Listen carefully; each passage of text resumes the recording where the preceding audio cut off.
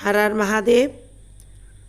सोमवती अमावस्या का हिंदू मान्यताओं में बहुत ज़्यादा महत्व है, क्योंकि इस दिन पितरों के निमित्त तर्पण कर सकते हैं।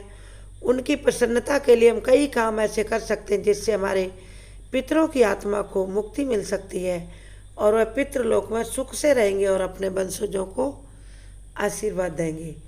क्योंकि जब पितृ प्रसन्न हो जाते हैं तो घर में धन वैभव अपार प्राप्त होता है, जिसकी आप गिनती भी नहीं कर सकते, अंदाज़ा नहीं लगा सकते। पितरों की कृपा बहुत ज़्यादा होती है जब, तो व्यक्ति इतना धनवान होता है कि लोग उसको देखकर दंग रह जाते हैं। ऐसे में पितरों की प्राप्ति कृपा के लिए सोमवती अमावस्या पर कुछ हमें अच्छे काम करने हैं तथा कुछ काम न करने से भी हमें बचना है। कुछ काम नहीं करने हैं, बहुत बचना है। वो ऐसे कौन से काम जो हमें करने चाहिए, कौन से काम नहीं करने चाहिए, दोनों बातें हम आपको पूरे शास्त्र सम्मत बताएंगे। आप ध्यान से सुने और अपने पितरों की कृपा प्राप्त करें। सबसे पहले आप एक बात पर ध्यान दें, भगवान भोलेनाथ के सभी भक्त चैनल जरूर सब्सक्राइब करें और कमेंट बॉक्स में हर हर महादेव अवश्य लिखें। चैनल आप सब्सक्राइब करेंगे, इससे हमें बड़ा सपोर्ट मिलता है, हमारे मन को बल मिलता है कि हम और ऐसे अधिक वीडियो बनाएं जिससे आप सबको अच्छी जानकारी मिले। मेरे लाइव स्ट्रीम भी कुछ आते हैं, उनको भी आप देखें। उसमें मैं भागवत कथा विस्तार से समझा रही हूँ आजकल, और रामायण की भी चौपाइयाँ पढ़कर उनका शाब्दिक अर्थ और उनका आध्यात्मिक अर्थ भी बता रही हूँ। तथा मैंने उपनिषद भी पढ़ने शुरू किए हैं।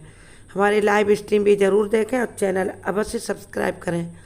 माता रानी की कृपा बनी रहेगी। जय माँ लक्ष्मी कमेंट बॉक्स में लिखें, क्योंकि लक्ष्मी की तो कृपा सबको चाहिए होती है। आइए अब जानते हैं कि सोमवती पर हमें सुबह से उठकर क्या क्या काम करना चाहिए। सुबह उठकर सबसे पहले आप अपने दांतों को दातून से साफ करें और उसके बाद आप नित्य नैमित्तिक कर्मों से फुर्सत हों, जिसमें अपने वॉशरूम जाना है, पेट साफ करना, ये सारी चीज़ें। उसके बाद थोड़ा सा नहाने के पानी में गंगा जल अवश्य डाल लें। यदि आपके आसपास कहीं दूर गंगा ज़्यादा दूर नहीं तो गंगा स्नान करने अवश्य जाएं। कोई सरोवर है तो उसमें नहाने जाएं, कोई नदी है और उसमें नहाने जाएं। लेकिन उससे पहले यदि नदी में स्नान करें तो गंगा जल के छींटे अपने ऊपर डाल लें। यदि घर में स्नान करें तो थोड़ा गंगा जल अपने नहाने की बाल्टी के पानी में डाल लें और गंगा मैया का मानसिक स्मरण करें, जिससे आपको पूरा पुण्य फल प्राप्त होगा। गंगा स्नान का एक छोटा सा मंत्र आप सुन लें।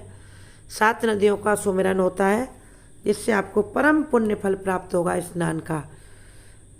जब भी आप स्नान करने चलें, हाथ में थोड़ा सा जल लेकर इस मंत्र को बोल दें, हे मात गंगे यमुने सरस्वती गोदावरी जय जय सिंधु नर्मदे कावेरी जय जय करुणा दिखाओ सातों मेरे या जल में समाओ।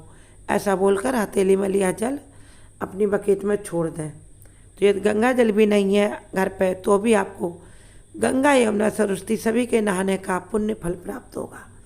इसके बाद आप सूर्य देव को जल अवश्य चढ़ाएं, क्योंकि सोमवती अमावस्या के दिन सूर्य देव को जल चढ़ाने से कई करोड़ों जन्मों के पुण्य आपको मिलेंगे आगे तक के लिए, और पाप नष्ट हो जाएंगे तथा सुख समृद्धि सौभाग्य में वृद्धि होगी। आपकी संतानों की तरक्की होगी, आपके भी जीवन में तेज और यश बढ़ेगा। इसके बाद आप अपने पितरों के नाम के लिए एक लोटे में जल भरें, उसमें थोड़ा सा गंगा जल डालें, काले तिल डाल लें और पितरों के नाम से इस जल को समर्पित कर दें। यदि कुछ नहीं कर पाते तो इतना अवश्य करें, इससे आपके पितर प्रसन्न होंगे। और उसके बाद पितरों के नाम से कुछ दान पुण्य कर दें, जो भी आपकी श्रद्धा हो। इसमें आप आटा दान करें या फिर अनाज दान कर दें, और या आप इस दिन तेल खाना नहीं, लेकिन आप तेल का दान कर सकते हैं। और भी फल और जो भी आपको मेवा समझ में आए वो आप दान कर दें, इसका करोड़ों गुना आपको फल मिलेगा। और इसके बाद आप शाम के समय तुलसी के पास एक दीप जलाएं, उसमें थोड़ी सी हल्दी और थोड़े से काले तिल डालकर आप तुलसी के पास रख दें। और सुबह स्नान करने के बाद, इतना काम तो मैंने बता दिया, तो एक काम और रह गया है। आप तांबे के लोटे में थोड़ा गंगा जल डालें, फिर उसमें जल भरें और 1 चुटकी काले तिल उसी लोटे में डाल लें, या अलग से 1 चुटकी काले तिल लेकर आप किसी देवालय में चले जाएं जहाँ महादेव का शिवलिंग हो, और उस शिवलिंग पर तिल समर्पित करें, जल समर्पित करें। इससे आपके पितर बहुत प्रसन्न होंगे, शनिदेव की कृपा प्राप्त होगी और महादेव की भी कृपा प्राप्त होगी। आपके सभी बिगड़े काम अब बनते चले जाएंगे, इतना आपने कर लिया तो। इसके बाद क्या नहीं करना है इसकी भी बात करते हैं। सबसे पहले तो जो करना सब बता दिया। शाम को तुलसी के पास दीपक जरूर रखना, उसमें हल्दी 1 चुटकी डालें, काले तिल, पितरों को स्मरण करें और आप दक्षिण दिशा में पितरों के नाम का 1 दीपक जला दें और मुख्य द्वार पर घी के 2 दिए जलाएं माता लक्ष्मी के आगमन के लिए, क्योंकि अमावस्या की तिथि माता लक्ष्मी को अत्यधिक प्रिय है। तो शाम के समय 2 दीपक अपने मुख्य द्वार पर अवश्य जलाएं और 1 अपने पूजा घर में माता लक्ष्मी के नाम का घी का दीपक जलाएं, कम से कम घंटे भर जले और लक्ष्मी मंत्र अवश्य कर लें।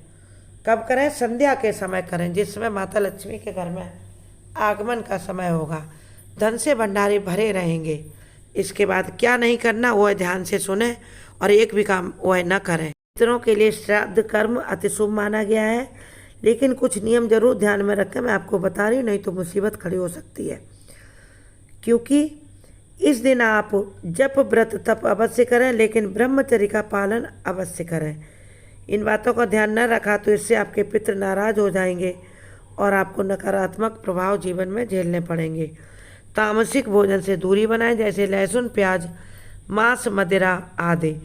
और सोमवार के दिन अमावस्या होने के कारण कुछ अन्य नियम भी अपनाने, जैसे चना की दाल ना खाएं, मसूर की दाल ना खाएं, अरहर की दाल ना खाएं, सरसों का साग और सरसों का तेल ना खाएं और मूली खाना भी वर्जित माना गया है।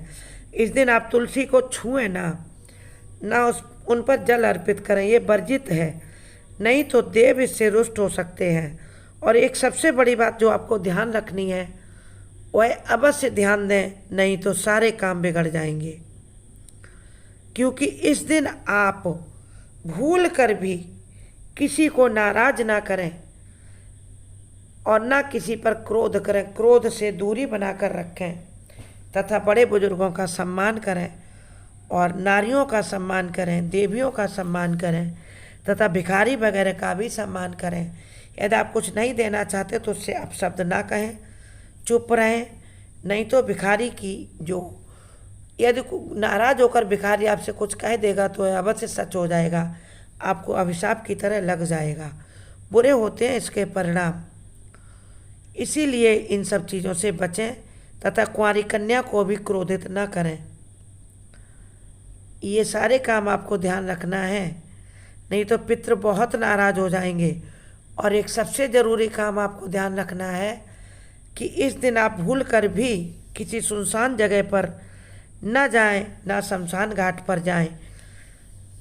इससे जितना बच सकें उतना ही अच्छा, क्योंकि ऐसा कहा जाता है अमावस्या तिथि पर नकारात्मक शक्तियां अधिक प्रबल होती हैं।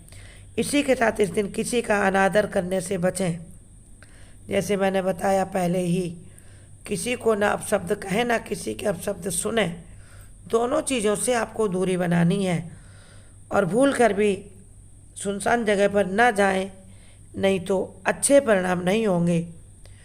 और आप यदि जितनी श्रद्धा हो उतना दान करें तथा किसी का दान लेने से भी बचें, किसी का दिया हुआ अन्न खाने से भी इस दिन बचें। जब तक बच सकें अवश्य बचें। मजबूरी हो तो आप किसी के घर जाएं, किसी के घर भी ना जाएं, नहीं तो कुछ न कुछ आप खा ही लेंगे। इसीलिए इन सब चीज़ों से दूरी बचानी है और ज़्यादा से ज़्यादा आप भगवत ध्यान करें, भगवान नाम जाप करें। और भागवत जी मैं पढ़ के सुनाऊंगी 11 बजे, उसे अवश्य सुने। और 3 बजे मैं आपको रामायण सुनाऊंगी और जहाँ तक है 1 बजे मैं आपको उपनिषद भी सुनाऊंगी। उपनिषद आपने नहीं सुने होंगे, नया शब्द है ये। 10 मुख्य उपनिषद है, मैंने पहला उपनिषद उसमें से पढ़ना शुरू किया है, उसको आप अवश्य सुने और भगवत भक्ति में मन लगाएं, कल्याण होगा। हरिओम तत्सत। या ओम नमो भगवते वासुदेवाय कमेंट बॉक्स में अवश्य लिखें। हमारे चैनल के अन्य वीडियो देखें और माता लक्ष्मी की कृपा प्राप्त करने के लिए जय माता लक्ष्मी कमेंट बॉक्स में लिखें।